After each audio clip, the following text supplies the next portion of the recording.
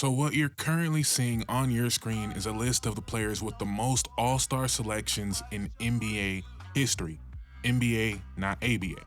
And all of it looks pretty normal, right? No one looks out of place until we get to the 11-time All-Stars. And everybody looks normal here until we get to Chris Bosh. Now, I don't want to make it seem like I don't think Chris Bosh was an amazing basketball player, but I think we all can agree 11-time All-Star and Chris Bosh does not seem like they go together. And what's actually crazier about that is he probably would have been a 13-time, 14-time All-Star if it wasn't for the blood clot situation. And I don't want to say anything crazy as if he wasn't deserving, because if you look at the years individually, it's going to be like, yeah, that's an all-star caliber year. But 11-time all-star and Chris Bosh just seems a little bit off. So then I see that Chris Bosh is an 11-time all-star, only one-time all-NBA. I'm not sure you guys get how absurd that actually is, because if you look at all the other 11-time all-stars, first of all, if we just look at these names, right? Steph Curry, James Harden, Allen Iverson, Bob Pettit, Elgin Baylor, Patrick Ewing, Charles Barkley. Am I off base by saying all those guys were a level above Chris Bosh? Maybe I'm wrong, maybe disagree, let me know in the comments. But if we look at all those guys and add it up, together all the other 11-time All-Stars average about 9 All-NBA selections. Chris Bosh only has 1. And not only that, 5 of those 7 won MVP. Steph Curry, James Harden, Allen Iverson, Charles Barkley, Bob Pettit. Only Elgin Baylor, Patrick Ewing, and Chris Bosh did not win MVP amongst the 11-time All-Stars. So as I was saying before, I don't really want to diminish Chris Bosh and who he was as a player. It's not really a Chris Bosh conversation. I just want to talk about the obvious, which is what was going on in the NBA during that beginning portion of Chris Bosh's career.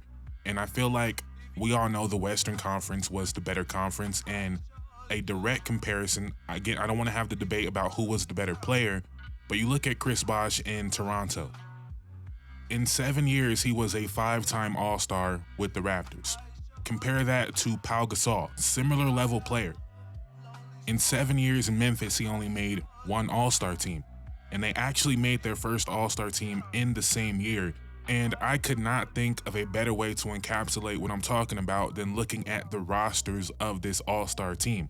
Because you look out west and you had Kevin Garnett and Dirk coming off the bench, because Yao Ming had the crazy fan vote from China, but Yao Ming was really like that as well. But you got Kevin Garnett and Dirk coming off the bench.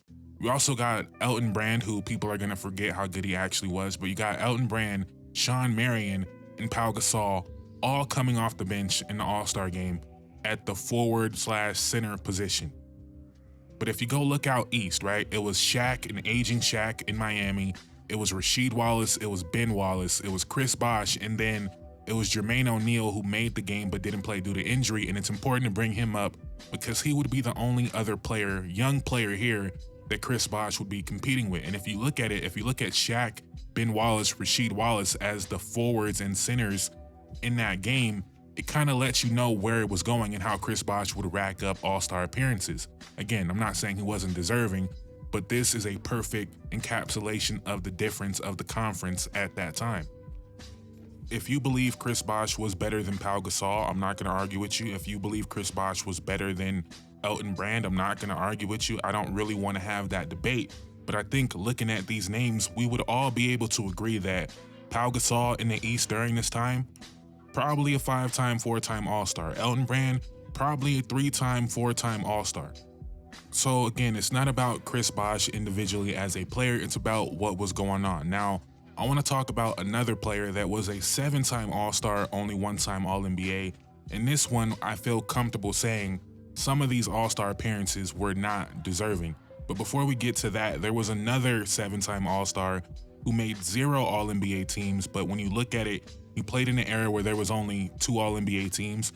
And also he had to go against Kareem and Moses Malone and David Robinson and Hakeem Olajuwon, right? And that player is Jack Sikma, someone that's probably going to be a little bit forgotten because there's no history of there's history, but the Sonics don't exist anymore. So hopefully if they get a team back, he will be remembered for the player he actually was. But yeah, he did not make a single All-NBA team because Kareem and Moses Malone made all of them, right? But there's another 7-time All-Star, only 1-time All-NBA. And by the way, I'm assuming that Jack Sikma's the only one that fits that category.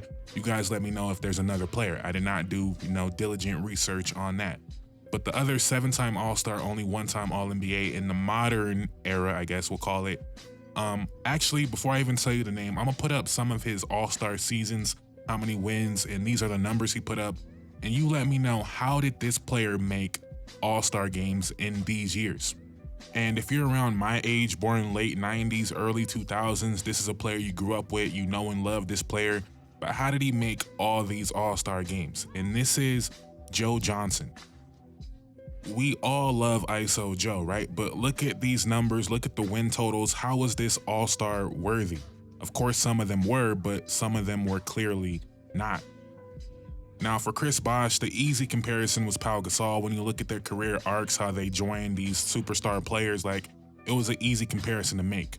For Joe Johnson, it's kind of hard to make that comparison of a player out west that should have been making all-star teams, because Joe Johnson was actually a very underrated playmaker, right? There wasn't a lot of two guards putting up 5-6 assists during their primes at this time like Joe Johnson was, right? So obviously he was very worthy of some of these all-star appearances, but some of them, again, clearly not. But the only players I could kind of think of to compare to a Joe Johnson at this time would be like a Kevin Martin, right? But that doesn't really apply because Kevin Martin was not passing the ball to anybody. And Kevin Martin also dealt with a bunch of injuries. He probably only had 1 or 2 all-star consideration worthy years.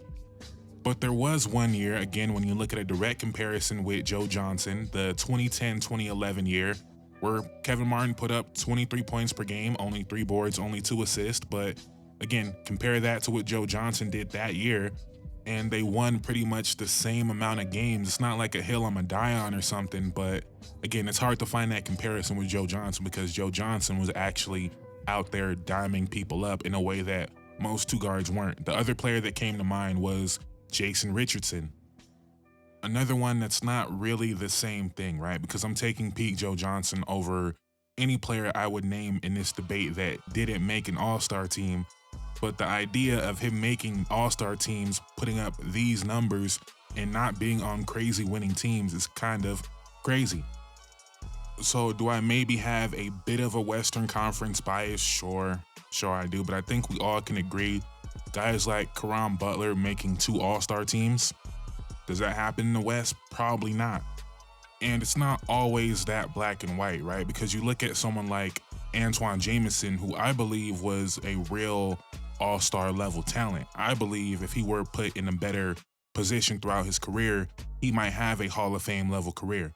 He was a 2-time All-Star in the East, and he was teammates with Caron Butler, and he had something in common with Joe Johnson where him, Joe Johnson, Tom Chambers, and now I believe LaMarcus Aldridge, who I think will make the Hall of Fame, I'm not sure, but those are the only players in NBA history to score 20,000 points and not make the Hall of Fame.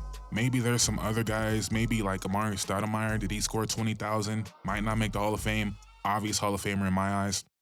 Anyways, not to get sidetracked, but the reason I know that off the top of my head is because like a year ago at this point, I was making a video on the Hall of Fame case of DeMar DeRozan, and I was comparing him to Joe Johnson. I don't want to talk, again, I don't want to have debates about who was better. That's subjective, whatever you feel. But you compare him to Joe Johnson, 7-time All-Star, 1-time All-NBA, DeMar DeRozan, 6-time All-Star, 3-time All-NBA, and DeMar DeRozan is kind of a great case study for, he was not dominating, but he was making the All-Star team every year in the East, goes out West, and he does score less. It is a different role for him. It's not his team to just do whatever he wants, but he goes out West, does not make an All-Star team, goes back East, immediately an All-Star again.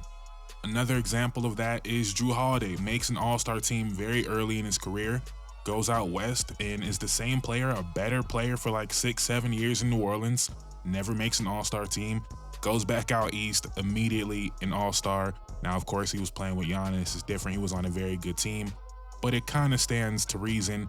The conference plays a very huge part in that. But I want to be fair and actually go back to the time period I'm talking about, even though it has persisted throughout the 2010s at least, that the West has been better pretty much all of our lifetime. If you're under the age of 30, the West has been better your whole life. But going back to early mid 2000s, Baron Davis is a great example, who makes 2 All-Star teams in Charlotte. Well, Charlotte and New Orleans back when New Orleans was considered an Eastern Conference team. And he dealt with injuries in Golden State for sure, but he also dealt with injuries in New Orleans, right? And he had a year where he played all 82 games with the Warriors, scored nearly 22 points per game, 7 assists, almost 5 boards, 2.3 steals per game, did not make the All-Star team. Now, I didn't bring up Baron Davis as another point for me. I actually brought it up to be fair to the East here because I want to compare him to Steve Francis, who actually did make All-Star games even before Yao Ming. Steve Francis was a star.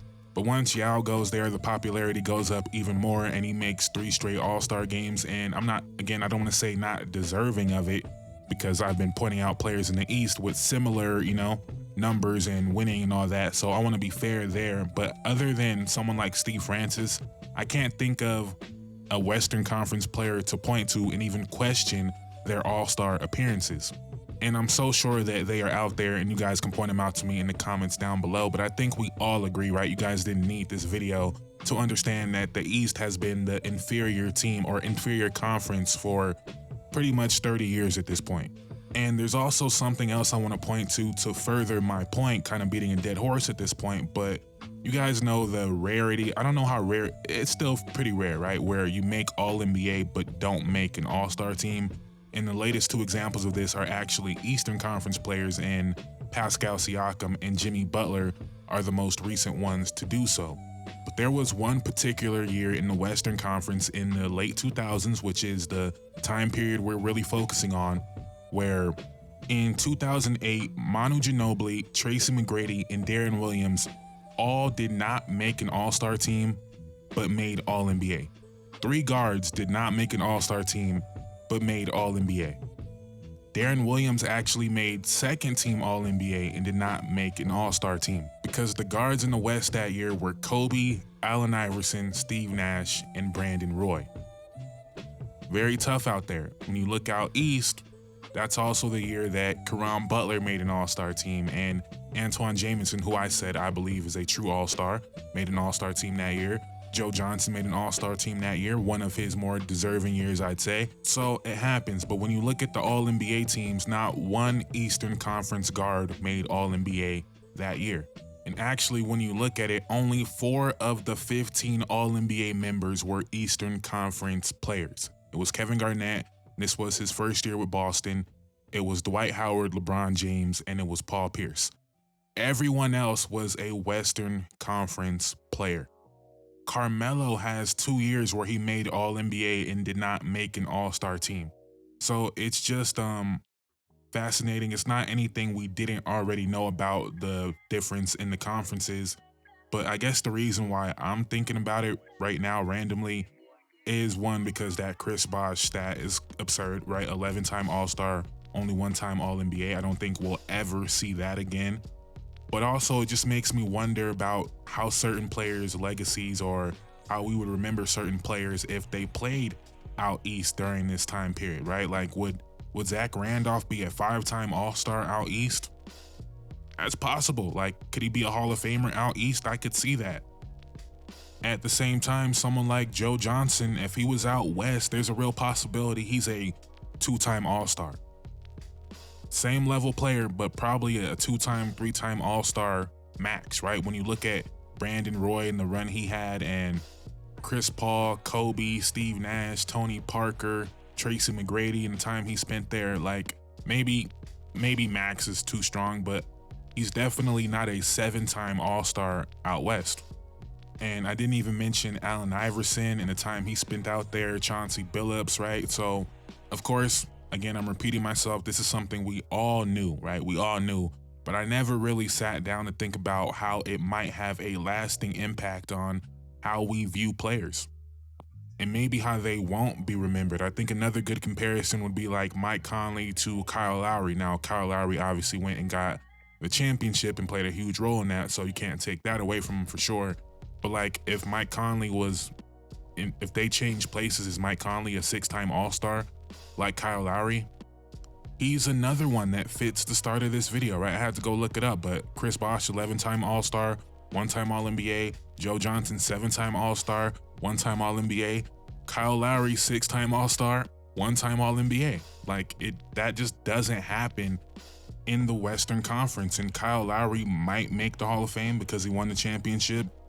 Mike Conley has zero chance of making the Hall of Fame. And I'm not saying he should, by the way. I'm just saying that's how it works, right? You look at the resume when it's kind of been an unfair battle for Western Conference players the last 25 years or so. So again, I'm not saying anything new here. I'm not saying anything profound.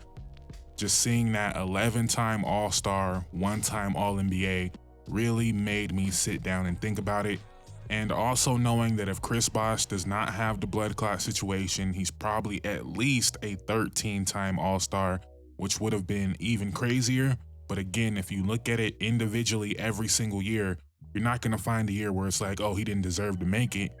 It's just crazy that he made it 11 times. So that's all I'm going to say on the matter. I'm not hating on Chris Bosh, of course not. Definitely not hating on Joe Johnson. Everybody loves Joe Johnson. I just find it to be fascinating. Hopefully you guys do as well. Let me know what you guys think in the comments down below. Please like, comment, subscribe. On the road to 10,000 subscribers. It will mean the world to me. I would greatly appreciate it. Thank you guys so much for watching. I'm out. Peace.